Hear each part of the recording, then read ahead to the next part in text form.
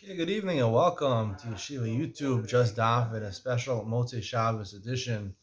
We have extra special coffee for you if you're here with me, but you're not here with me, so it's your loss.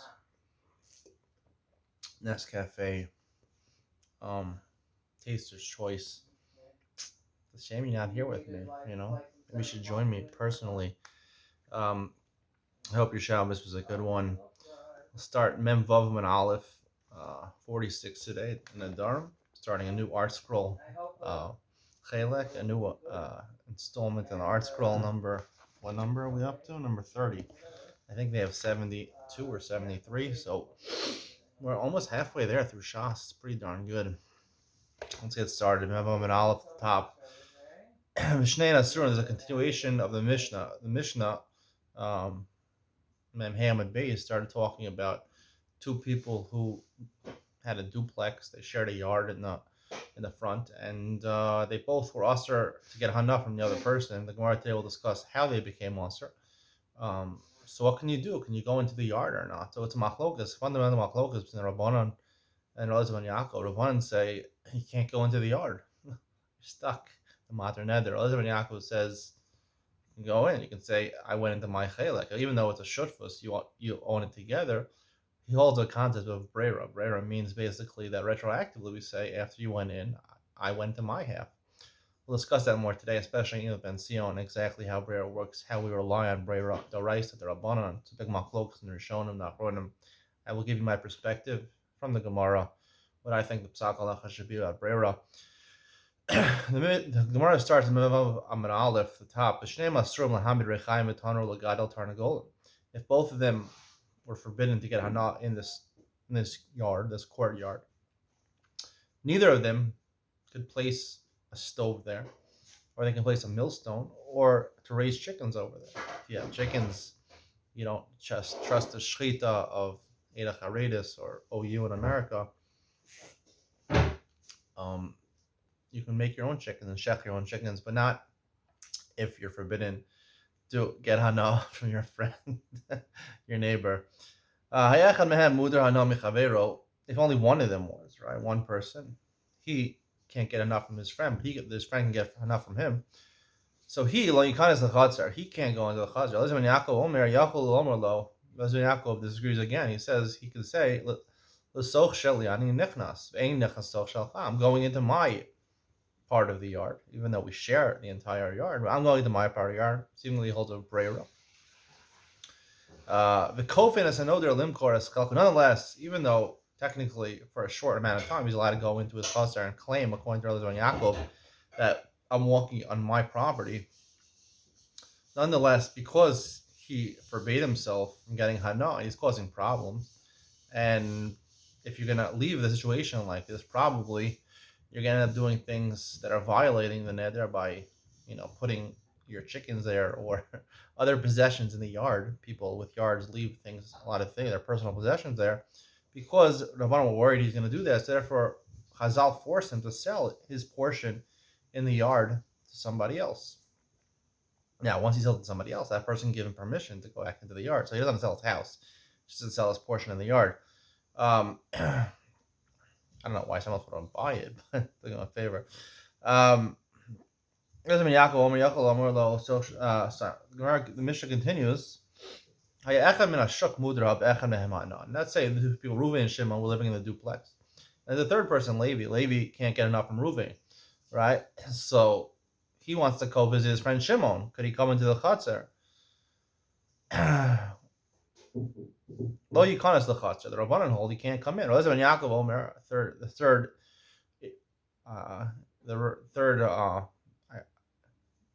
third way of saying this machlokas, reiteration of this machlokas. I'm going into my friend Shimon, not I'm going into my friend Ruvain's property, not your property, Shimon. I'm not going into your property. Someone he's forbidden to get enough from, let's say Ruvain, and Ruvain he owns a spa, he owns an olive press which was used by the public. He owns that, and you want to use it, right? But he doesn't own the whole thing. He's leasing it this year to somebody else, but he retains partial rights because it belongs to him. If the person, right, who you can't get enough from, he has tfisas yad. The Gemara will define what tfisas yad means. Literally, it means he can grab it with his hand, right? So then, then he can't use the spa or he can't use the olive press. Ein lo behen tfisas yad. However, if it's a complete lease, he has no rights to it for a year, however long he leased it. So therefore, you could benefit from it. Mutter. Haomer l'chavero. The Mishnah continues, say to your friend, he says, it's forbidden for me to go into your house, or I'm not going to benefit from your field. I mean, I'll never buy your field, and if I do buy it, it'll be asr. Mace, let's say the person who owned the house or the field, he died, or he sold the house or the field to someone else. Mutter, it's mutter because he only answered it when it's beischa, when it belongs to you, or sadcha. Once he dies or sells it to somebody else, he's no longer in possession of it. Konam bayizeh, however, if the lashon of his neder is konam bayizeh, forbid that this house, shani nechas, I will never go into this house. Sadazu shani lokech, I'll never buy this field. Meso shemakol acher asr, whether the owner is alive or even if he dies or sells it to somebody else, it's still asr because you answered the field. Doesn't matter who is the owner. Gemara says Ibaylu benidro pligi. Rav Yaakov have a machlokas 3 times in the Mishnah at the same point, which basically is, do you hold of brera, not hold of brera? So are they arguing benidro pligi, meaning each person said, Reuven and Shimon live in a duplex. Reuven says, I'm not getting benefit from you. He's angry at Shimon. I'm not getting benefit from you, Shimon. I'm not going to get benefit from your possession. And Shimon says, Reuven, I'm not getting benefit from your possessions. So that's what they're arguing about. However, what if Reuven, he was so angry at Shimon, and he didn't just say, I'm not getting benefit from you, Shimon. Instead of saying that, he did one better. He said, Shimon, you can't get benefit from anything of mine. And Shimon said back to Reuven, okay, Reuven, you can't get benefit from anything of mine. So they put the Isser of Hana on the other person. Me, I'm reading on, do we say, Nidrahu the Pligi? Rav and Yaakov are arguing a case where they each took another upon themselves. The Rabban will be modeh in that case when each person, against the other person's will, forbade him from getting hana from part of the chatzar, ostensibly because it's like Nidre Onsen. We learn on Daf Chav Zayin that Nidre Onsen, and I explained over there, Nidre Onsen really is asr. The nether is chal. It's just Chazal allowed you to violate the nether because you were forced. So maybe the Rabban would agree over here. Even in this case, they don't hold a brera. Still, it's called Nidre Onsen, and they will allow you Dichanusin Dami or Dilma, or maybe I feel a bit plea. Maybe the Rabban even would institute their chumrah in a case where they each were angry, so angry at each other, they forbade each other, and that wouldn't be part of Nidre Onsen. Nidre Onsen is a case where you took the neder and something unfortunate happened to you. You couldn't come to the person's house because you got sick or your son got sick, or you had no ferry to cross the river. That was a real onus, but here these people are angry at each other. It's not really exactly an onus. You brought it about yourself, right? If he's angry at you, you probably did something to instigate him. So therefore, they were machmir over here. They didn't allow you to violate the Nidre Onsen over here. Pligi Rabbanan Tashma. So the Gemara tries to decide this question. One of the lines in the Mishnah, one of them was mudar hana michavero. Sounds like he was mudar from his friend, meaning the source of the Isra hana will come from his friend. His friend answered him. So that's what we're talking about. Pligi Rabbanan. The Rabbanan argue nonetheless. The Gemara says Tani nodar michavero. Switch around the words, even though it says mudar hana michavero. Really, the words, the correct version of the Mishnah should be nodar michavero, that he himself forbade himself from getting hana from his friend.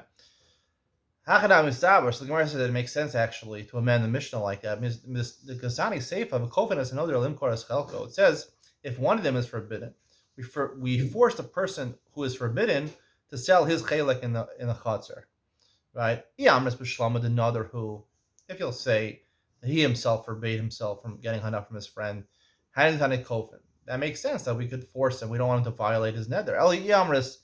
Adre, someone else went against his will and forbade the other person from getting hana. Right? It's really against his will. It's nothing you can do about it. If someone forbids you from using their possessions, then going to be kofa him, force him. The person's going to know this. You can ask him hana, so you can take over the entire chatzar and build his migdal bavel over there. Amar Rabba, Amar Zeiri. So now the Gemara qualifies the Mishnah. Machlokes, the top of Memvav and Beis, Machlokes, Sheish Ba Kedei Chalukah. Machlokes, Rabbanan Elazar ben Yaakov, is only in a case where there is Kedei Chalukah. Now, Kedei Chalukah is a term used in Bava Basra. Bava Basra discusses when you have a yard or you have a property you want to split. So it's called Kedei Chalukah if each person, after you split it, is entitled to 4 amos for personal use and another 4 amos in front of their door to enter into their door. So if you have 8 amos total of personal space plus another 8 amos each for their doorway, then it's called Kedei Chalukah, meaning you can split. You can force someone to split the property into 2, right? If 2 people own something jointly, it's called Kedei Chalukah. You can force the other person to split. So the Machlokes, Elazar ben Yaakov, Zeiri says, is talking about where you're able to split the chatzar. But if it's a very small chatzar, even the Rabbanan would say it's mutter in that case. The reason the Rabbanan would say it's mutter in that case is because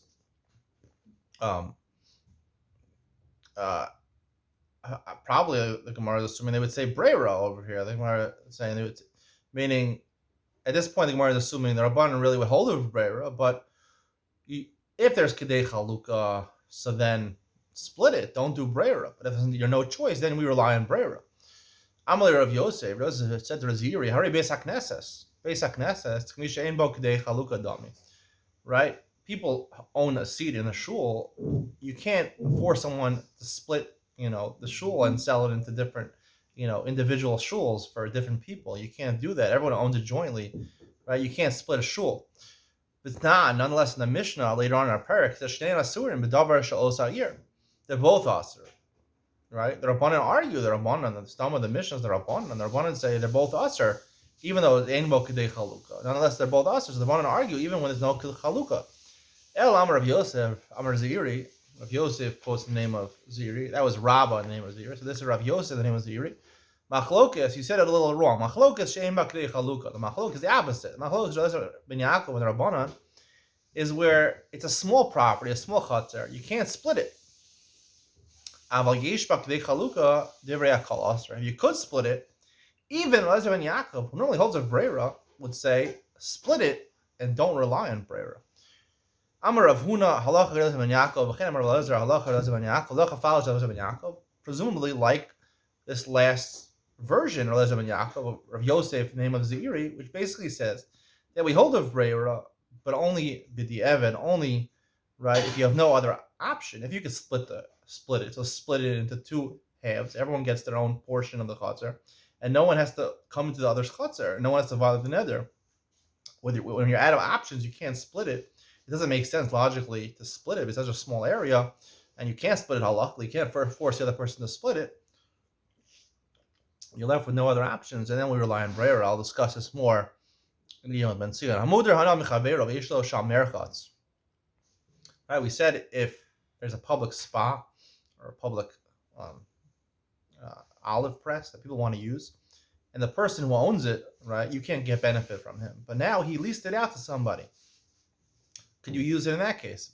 So the Gemara says, depends if he has tfisas yad. So the Gemara says, the common tfisas yad. What is tfisas yad? Amar Rav Nachman lemechsel l'shlish l'ravia. Aval batzer lo. He says, sometimes when you lease something out, we're going to see in a second, you can lease it out for a year. You have complete ownership to use it for a year. Sometimes you lease it out for a certain amount of money, but also you want part of the profits also, right? Whatever profits the spa or the olive press is going to bring in. So I want half the profits. I want a third of the profits, even 1/4 of the profits. That's considered tfisas yad. But less than that, 1/5 of the profits, that's not considered ownership. Abaya Amar Afilo Batzer Aser. Any percentage the guy owns that he's taking commission on, he's still considered the owner. Hechidami Dashari. Where is it mutter?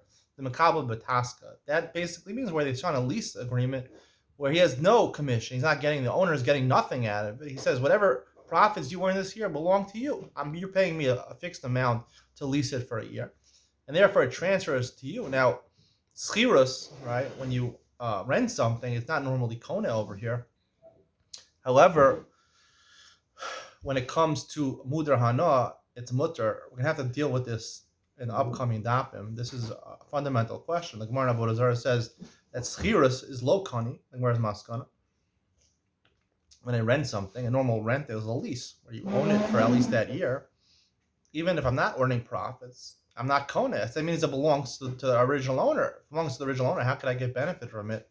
Maskana the Gemara is under at least determined you could get benefit from it. How could that be? Well, no, that's not what I'm going to deal with in Ben Sion tonight. Tonight I'm going to deal with the Maskana of our Gemara from a Mishnah comes out that Breira, Pascal, than Yaakov, yes, Yesh Breira, I've only been the Eved. Talk about that in Ben Sion coming up next.